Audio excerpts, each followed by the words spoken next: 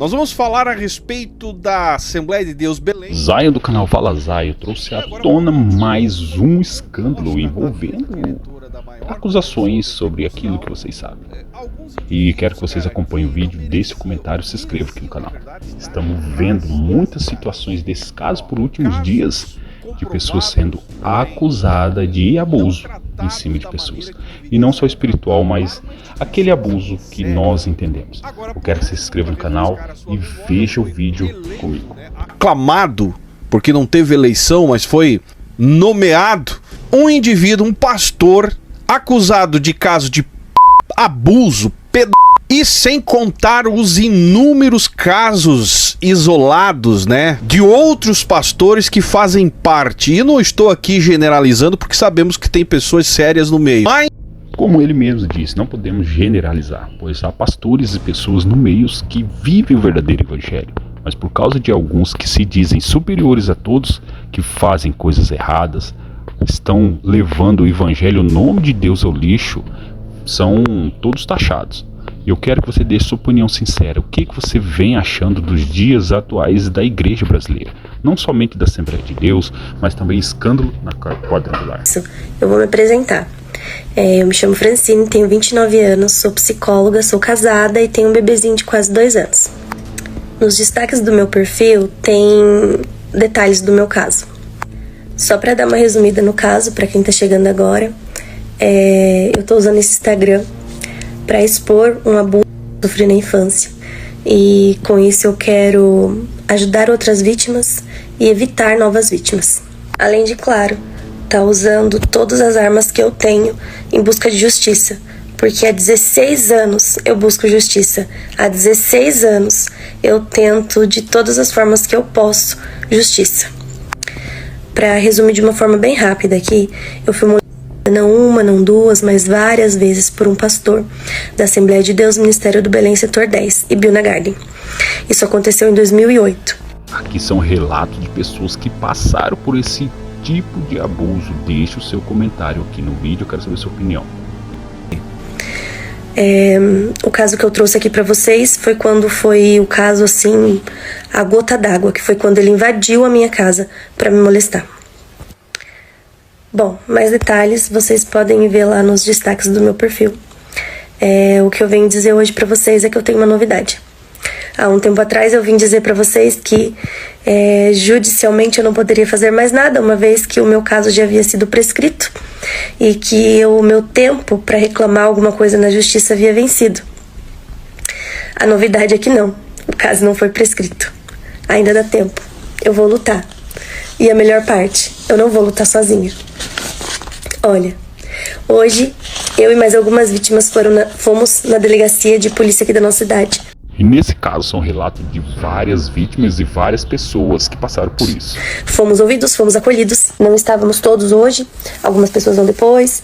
Também tem gente que já não tá mais aqui na cidade, então vai fazer lá na cidade dela. E mais uma vez eu quero reforçar: as vítimas, não se calem, não tenham medo. Os meus advogados estão oferecendo apoio jurídico de forma gratuita às vítimas desse mesmo caso, desse mesmo abusador. Então, vocês que me relataram aqui no Instagram, mas por uma infinidade de motivos, estão sem forças, envergonhadas, eu volto a dizer pra vocês, não tem vergonha de nada, não tenha medo de nada, a vergonha não é sua e você não tá sozinha. Agradeço de todo o coração, tô confiando na justiça, tô confiando em Deus e peço a oração de vocês. Muito obrigada. olha o outro vídeo. Oi, gente. Hoje eu vou falar sobre 2 assuntos que vocês têm me perguntado muito. Sobre a parte ministerial e sobre a minha parte familiar. A minha família sabe de toda a verdade. A minha família decidiu ficar neutra, isenta. A minha família que eu digo são os meus familiares, os irmãos da minha mãe. Já que o Pedro é casado com uma das irmãs da minha mãe. E a minha família resolveu ficar neutra, isenta. Deu pra entender? A minha família resolveu ficar neutra, isenta, porque tudo é família e eles têm pena da minha tia, esposa do pedófilo. Tá vendo? E quem é que tem pena da vítima nessas alturas? De verdade não é surpreendente pra mim. Eu só sinto muito pela minha mãe, porque num momento como esse, escolher a omissão de dó da mulher do pedófilo e não escolher um lado por pena de quem não se deve ter pena, porque sempre soube de tudo, fazer o quê? Pena da minha mãe, que a mãe da vítima ninguém teve. Mas tudo bem. A verdade é que, se ele fosse inocente, a minha família toda estaria a favor dele. E eles escolheram o silêncio justamente porque eles sabem da verdade. A minha família toda sabe da verdade. Inclusive, dentro da casa de alguns deles existem vítimas que nunca vão falar nada, nunca vão abrir a boca. Explicada então essa parte familiar, agora eu vou falar da parte ministerial. Como eu já havia dito, o caso aconteceu numa transição de pastores. Então, o pastor que nós conhecíamos, que pastoreava a nossa igreja, havia saído e outro pastor entrou. Esse novo pastor foi o que convenceu o meu pai, fez uma lavagem cerebral.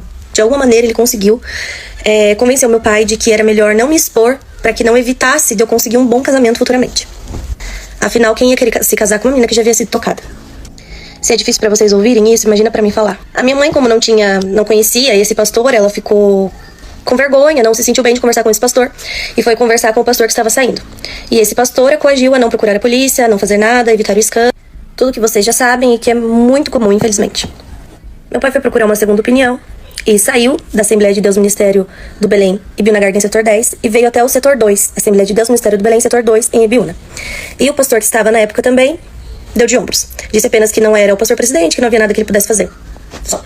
Sendo ele genro do pastor presidente na época. Acredito que era genro. Tinha algum grau de parentesco com o pastor presidente na época. Trazendo para os dias de hoje agora, que é o que mais interessa para vocês e para todos nós, na verdade. O meu posicionamento diante do ministério não é mais pedir socorro, pedir ajuda, pedir que alguma coisa seja feita. Por que muitas pessoas ainda não acreditam nisso que as pessoas contam? Preferem ficar do lado de pessoas erradas e entregar elas à justiça para pagar o crime que cometeram. Uma vez que eu entendo que crime não se resolve mais na igreja. Eu entendo que crime se resolve na delegacia. E assim eu tenho feito, assim as outras vítimas têm feito. Nós estamos buscando um contato com o novo pastor presidente do campo para ter uma conversa com ele. Nessa conversa, o nosso intuito não é pedir que ele faça alguma coisa, pedir a cabeça de ninguém, nada disso. Nós vamos expor a situação, os nossos advogados, algumas vítimas, várias testemunhas iremos com os nossos advogados. Eles vão expor a situação, vão notificar a igreja do que está acontecendo. Olha, pastor presidente, está acontecendo isso dentro de sua igreja. O seu posicionamento é uma decisão sua. Agradeço a todos pelas orações, pelo apoio. Quero dizer, vítimas, a minha voz é por vocês também. Vítimas que estão se sentindo com medo, desencorajadas, a minha luta é também por vocês. Por todas as crianças e que a justiça seja feita. Houveram diversas situações na porta da igreja, aquele abraço que escorrega a mão pro peito, aquele beijo que escorrega pra boca. Gente, isso era o básico, sabe? Isso era o básico, isso era diário. Todo culto, toda reunião de família, isso era o básico. E isso também chega muito relato aqui pra mim. Isso, enfim. E teve uma situação que a gente foi pro sertão com a família. E eu e outra prima estávamos nos trocando no carro. E ele ficava revezando a janela de quem ele ia espiar. Eu não vou expor a prima aqui, porque só de eu estar falando, ela vai lembrar desse dia. E basta ela lembrar, pra ela associar agora na cabeça dela o que estava acontecendo. Ele ficava indo de um lado pro outro espiando. E ela mandava parar, e eu mandava parar. Até que chegou a minha mãe e ele parou. Outra situação aconteceu dentro da casa dele. Estávamos eu, minha mãe, mais algumas pessoas que eu não vou citar aqui, mas essas pessoas vão lembrar desse dia. Em algum lugar da consciência delas, isso vai ter que fazer sentido pra elas. Não tem como uma pessoa inventar uma mentira com tanta lembrança e contar tantas vezes a mesma coisa sem gaguejar, sem errar, sem tropeçar em palavras. Pois bem, sei que eu tive que levar um copo de suco pra ele lá na sala. Eu cheguei na sala, a sala estava toda escura. E ele começou a me agarrar e querer me beijar e fazia pra mim ficar quieta. Que eu não podia gritar, eu não podia me mexer, eu não podia fazer nada. Até que eu empurrei o copo nele e falei, sai, seu tarado, e voltei correndo pra cozinha. Nunca voltei correndo pra cozinha. As pessoas que estavam lá perceberam a minha cara de assustada. E a minha mãe, já sabendo da fama e já ligada no que estava acontecendo, ela me perguntou, Fran, o que aconteceu ali? E eu falei, mãe, aquele me agarrou e já ficou passando a mão em mim.